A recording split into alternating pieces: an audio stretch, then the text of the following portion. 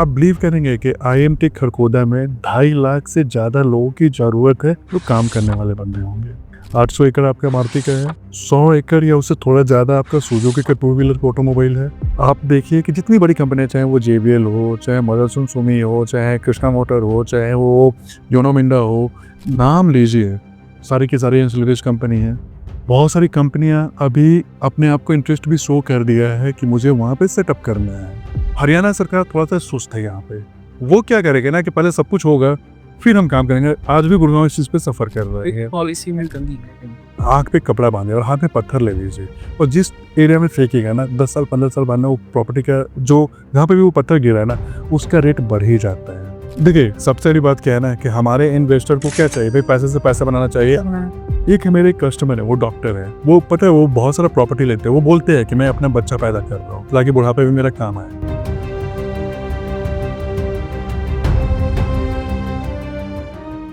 नमस्कार, कैसे हैं आप सब लोग। आज एक ऐसे ही टॉपिक्स पर फिर से बात करने जा रहे हैं जो टॉक ऑफ द टाउन है। जी हाँ, बात करने जा रहे हैं फिर से खरखोदा के बारे में और अधिक जानकारी देंगे। खरखोदा किस तरह से डेवलप हो रहा है, क्या एमिनिटीज जा रहे हैं, कितनी दूरी है दिल्ली से और बाकी सब कुछ। तो हमारे साथ हैं आज फिर से पीयूष सर, और पीयूष सर के साथ हम चर्चा करेंगे खरखोदा के ऊपर। राकेश जी, खरखोदा की बात करें तो आई थिंक मुझे ये लग रहा है ना इन्वेस्टमेंट होगा। देखिए इन्वेस्टमेंट का मकसद क्या होता है ना कि हम थोड़ा पैसा लगाएं और ज़्यादा कमाएं।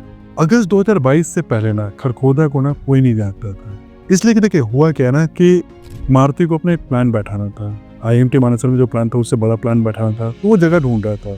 देखा है कि न्यूज आया कि अगस्त 2022 में मोदी जी ने खरखोदा में मारुति का प्लान का भूमि पूजन कर दिया। हाँ, एंड पहले उसके पहले समझिए कि जो मारुति की जो खरखोदा है ना, आईएमटी खरखोदा, ये आपका 3271 एकड़ में है। लेकिन मैं जस्ट मेरे जैसे जहन में और मेरे दिमाग में क्वेश्चंस आ रहे हैं कि आखिर खरखोदा चुनने के पीछे मारुति का क्या वजह है? देखिए 5-6 फैक्टर है। पहला फैक्टर होता है कि एक तो एरिया जो कि बहुत साफ सुथरा है।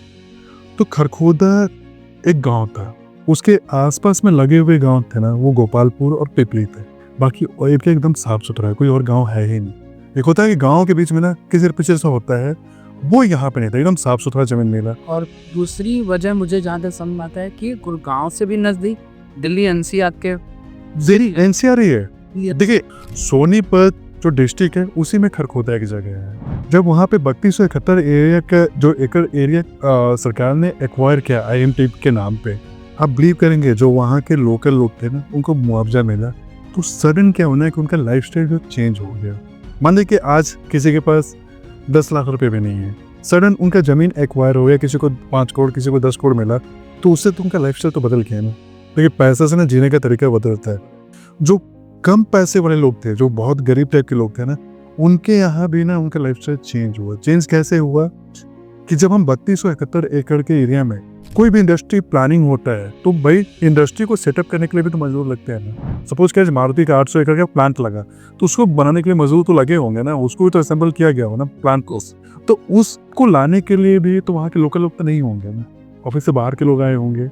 मारुति की जितनी एंसिलरीज कंपनी है सबने अपना जमीन वहाँ पे एक्वायर कर ली। बिकॉज मारुति क्या होता है ना कि एक इकोसिस्टम तैयार करता है, खुल गया तो उसके साथ जितनी सारी उसकी कंपनियां थी सब वहाँ पे चली गई।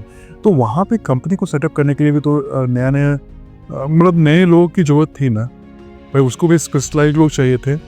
आप बिलीव करेंगे कि आईएमटी खरखोदा में 2.5 लाख से ज़्यादा लोगों की ज़रूरत है जो काम करने वाले बंदे होंगे। 800 एकड़ आपका मारुति का है, 100 एकड़ या उससे थोड़ा ज़्यादा आपका सुजुकी का 2 व्हीलर ऑटोमोबाइल है। आप देखिए कि जितनी बड़ी कंपनियां, चाहे वो JBL हो, चाहे मदरसन सुमी हो, चाहे कृष्णा मोटर हो, चाहे वो योनो मिंडा हो, नाम लीजिए, सारी की सारी एंसिलरीज कंपनी है। बहुत सारी कंपनियां अभी अपने आप को इंटरेस्ट भी शो कर दिया है कि मुझे वहाँ पे सेटअप करना है। तो क्या होता है कि देखिए एक इकोसिस्टम तैयार होता है। जैसे वो इकोसिस्टम पे ये कंपनियां शो करेगी तो उसके लिए फटाफट रोड का तैयार होगा। हरियाणा का सबसे बड़ा ड्रॉबैक क्या है ना कि यहाँ पे पहले प्लान आउट होता है ना तो इंफ्रा तैयार नहीं होता। पहले बिल्डिंग या प्लॉटिंग तैयार होता है, बाद में इंफ्रा तैयार होता है। जैसे नोएडा वगैरह में क्या है कि पहले फटाफट इंफ्रा तैयार होता है, रोड बन गया, सब कुछ हो गया। हरियाणा सरकार थोड़ा सा सुस्त है यहाँ पे। वो क्या करेगा ना कि पहले सब कुछ होगा फिर हम काम करेंगे। आज भी गुड़गांव इस चीज़ पे सफ़र कर रहे हैं। पॉलिसी में कमी है।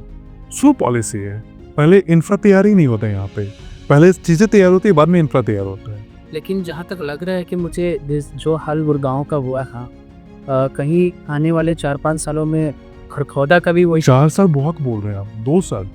उसे रीजन मैं बता रहा हूँ कि देखिए, जैसे मारुति का असेंबलिंग प्लांट शुरू होता है, एम्प्लॉय तो आएंगे ना।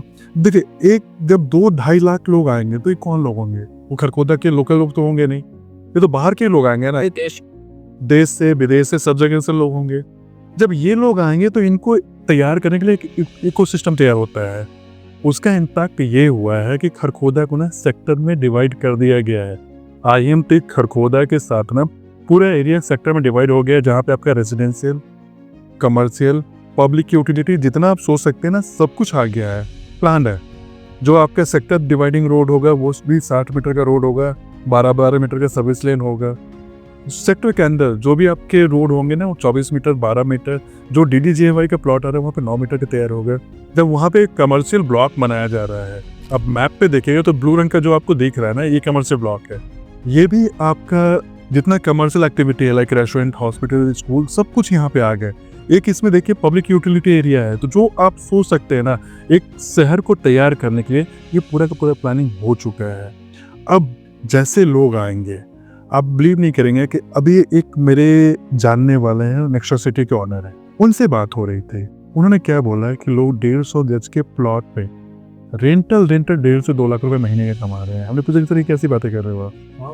मैंने इनसे पूछा कि आप कैसी बातें कर रहे हैं, ये कैसे हो सकता है? बोले कि अभी हर एक रूम में 3 बेड लगा रखा है और पर बेड 6-6.5 हज़ार रुपये उन्हें मिलता है, और 4 फ्लोर का बिल्डिंग। और ये वो लोग होंगे जो अभी मारुति और सब जो फैक्ट्रीज और कंपनी काम कर रहे हैं काम उसके लिए। तो आप ROI कैलकुलेट कर लीजिए ना। जहाँ पे लोग बोलते हैं कि रेसिडेंशियल में 1.5%, 2%, 2.5% का रेंटल आता है, यहाँ पे 15-16%, इवन 20% पे जा रहा है। अब बताइए किससे ज़्यादा अच्छा क्या होता है? देखिए, ये खरखोदा एक पूरा का पूरा इकोसिस्टम को डेवलप कर दिया है। और जो भी इन्वेस्टर, देखिए होता है क्या, आज आप जाएंगे, आपको रोड बहुत अच्छे नहीं देख रहे हैं, चीज़ें उस तरीके से नहीं है, लेकिन अगले 1-2 साल में तो चीज़ें बदल ही जाएगा ना। सबसे बड़ा इसका कनेक्टिविटी में बात करिए तो अभी आप एक वर्ड सुना करते हैं कि दिल्ली मुंबई इंडस्ट्रियल कॉरिडोर बस रहा है। खरखोदा को भी उस पार्क में लाया जा रहा है। जो एक स्मार्ट सिटी की बात हो रही है ना, खरखोदा एक ऑटोमोबाइल की बात कर रहा हूँ, उसका हब बन रहा है, मैन्युफैक्चरिंग हब बन रहा है, असेंबलिंग हब बन रहा है, जो कि हरियाणा रेल और विट्रल जो ट्रेन है उससे कनेक्ट हो रहा है। और सीधे दिल्ली मुंबई रेल कॉरिडोर है, उससे कनेक्ट होते हुए आपके मुंबई और गुजरात के पोर्ट को कनेक्ट करते हैं, जो कि आपका जो एक्सपोर्ट हो रहा है ना, वेटिंग टाइम नहीं है। जैसे कि हम 2 दिन यहाँ पे रखे हुए हैं, फिर 2 दिन वहाँ के पोर्ट पे अपने माल को स्टॉक कर रहे हैं, अब वो नहीं होगा, अब डायरेक्ट होगा। और ये इसका फायदा खरखोदा को मिल रहा है। दिल्ली में एक जगह है नरेला, उसे नियरेस्ट रेलवे स्टेशन आपके दिल्ली में है नरेला, वो वहाँ से आई थिंक 17-18 किलोमीटर है। ये मेरे ख्याल से द्वारका के साइड नहीं, रोहिणी साइड में। दूसरा एयरपोर्ट की बात करते हैं तो IGI एयरपोर्ट सिर्फ 35 किलोमीटर के डिस्टेंस पे, 30 से 35 किलोमीटर का है। देन हम रोड की बातें कर रहे हैं तो कुंडी मानेसर पलवल हाईवे जो एक्सप्रेसवे है वो उस पर कनेक्टेड है। अभी एक नया रोड तैयार हो गया है, दिल्ली अमृतसर कटरा एक्सप्रेसवे, दिल्ली अमृतसर कटरा, वो इस रोड पे है। एक नेशनल हाईवे है 334B 334B, उस पे है। बाकी बहुत सारे स्टेट हाईवे भी हैं, जैसे कि खरखोदा से रोहतक के लिए और भी जगह का कनेक्टेड है। बट जो मेजर कनेक्टिंग पॉइंट है ना, ये है, एयरपोर्ट बिल्कुल पास में है। तो दिल्ली के सबसे नज़दीक वाली जो लोकेशन है वो कौन सी होगी? द्वारका, आपका रोहिणी, नरेला, बवाना, बिल्कुल 18-20 किलोमीटर के डिस्टेंस पे वो। अभी आप एक चीज़ नोटिस करेंगे कि जितने बहुत सारे फैक्ट्री ओनर थे ना, जो कि बवाना में, मुंडका में थे, सब ने यहाँ पे अपना प्रॉपर्टी सेल करके वहाँ पे अपना नया प्लॉट लिया है, बिकॉज उनको प्रॉपर्टी बहुत सस्ते में मिल गए। जो इन्होंने 500 गज का प्लॉट बेचा यहाँ पे ना, वहाँ पे उन्होंने आधा एकड़ 1 एकड़ लिया है। तो 10-11 हज़ार रुपये के मीटर पे शुरू हुआ था, 70-75 हज़ार पे पहुँच गया। सोचे लोगों ने कितने पैसे बने हैं। तो ये आप अगर अपने कमाई को गति देना चाहते हैं तो मुझे लगता है कि आज अगर आप दिल्ली NCR देश के किसी भी कोने में रह रहे हैं तो खरखोदा से बेहतर जगह नहीं मिल सकता, जहां आप अपनी कमाई का कुछ हिस्सा लगाने के बाद में उसके ऊपर जो रिटर्न मिलेगा वो शायद बेहतर रिटर्न मिलेगा। और अगले 2 से 2-2.5 साल में ना, ये जो इसके नियर बाई में सिटीज़ है ना, दहिया बहादुरगढ़ कर लेते हैं, कोंडली कर ले, सोनीपत कर ले, इनसे ही महंगा होगा। तो पीयूष जी, अगर कोई एक इन्वेस्टर्स है, उसके लिए हम और आप क्या उनको मतलब किस तरह सर ये प्योर इन्वेस्टमेंट है, ये प्योर इन्वेस्टमेंट है कि प्लॉट है वहाँ पे। और मैं बार बार वही बोल रहा हूँ कि रियल एस्टेट में सबसे अच्छा इन्वेस्टमेंट प्लॉट होता है। बिल्कुल।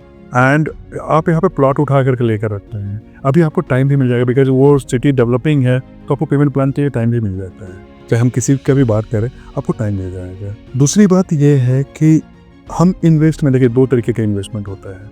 एक लोग होता है कि 1 करोड़ रुपये डाल दिए, 1 साल 1.5 साल बाद 1 करोड़ 15 लाख, 1 करोड़ 20 लाख होता है। बिल्कुल। इसको सेविंग बोलते हैं। इन्वेस्टमेंट का मतलब क्या है, 20 लाख डाले, 25 लाख डाले, अगले साल जब तक इसका पोजीशन हो रहा है ना, उसी प्लॉट के ऊपर मुझे 70 लाख 80 लाख 90 लाख रुपए मिल जाए, ये इन्वेस्टमेंट होता है। तो खरखोदा इसका होगा। तो मगर जैसे मैं कुछ चीज़ें ये जानना चाहता हूँ कि कुछ हाईटी सेक्टर्स के होंगे बंदे या कुछ होंगे जिनको खरखोदा में इन्वेस्ट करने का अब ये जो, क्योंकि जो न्यूज आ रही है जिस तरह से खरखोदा के बारे में टॉक ऑफ द टाउन हो चुका है, क्योंकि इसके ऊपर में बहुत लोग इन्वेस्टमेंट के लिए ढूंढ रहे। होता क्या, और सही चीज़ मिलना आज के डेट में भी सही चीज़ है, सही प्लॉट्स मिले, उसके ऊपर मान लो उनकी एक वैल्यू बढ़ रही है कि भाई मुझे यहाँ पे 50 लाख 60 लाख रुपए मुझे इन्वेस्ट करना है, उनके पास पॉकेट में की चीज़ से 30 लाख रुपए हैं। तो आप और मैं 2-3 चीज़ें बता रहा हूँ। देखिए, जब भी हम इन्वेस्टमेंट की बात करते हैं और प्लॉट की बात करते हैं, तो देखिए आप जितना रियल एस्टेट में ना अर्ली एज में एंट्री करते हैं ना, आपको उतना बेनिफिट मिलता है। रही बात कि आज बैंकिंग जो है आपको बहुत ज़्यादा सुविधा दे रहा है। बैंकिंग में एक होता है शब्द ना कि हमें अपने चीज़ों को लेवरेजिंग कैसे करते हैं, ये टेक्निकल वर्ड हो जाएगा, हम उस पर नहीं जाएंगे।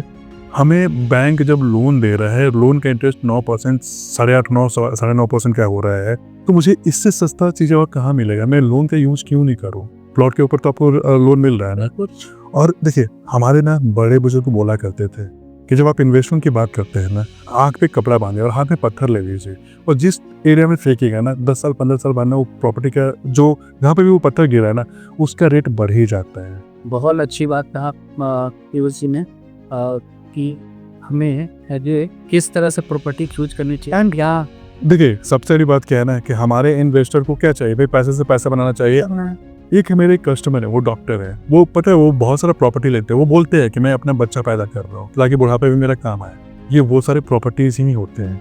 आप क्या नहीं, आपको एक ऑल्टरनेट, आपकी जो आप जितना कमा रहे हो उसी के पहले नहीं हो, कोई और काम कर रहा है, और वो है प्रॉपर्टी। तो मैं आज अपने व्यूअर से कहना चाहूँगा कि खरखोदा में इन्वेस्ट करने के बारे में अगर सोच रहे हैं तो जल्दी से दिए गए नंबर पे कॉल करिए और पीयूष जैसे और बहुत सारी चीज़ें जानकारी दीजिए और आप इन्वेस्ट करिए। इसके साथ ही थैंक यू, धन्यवाद।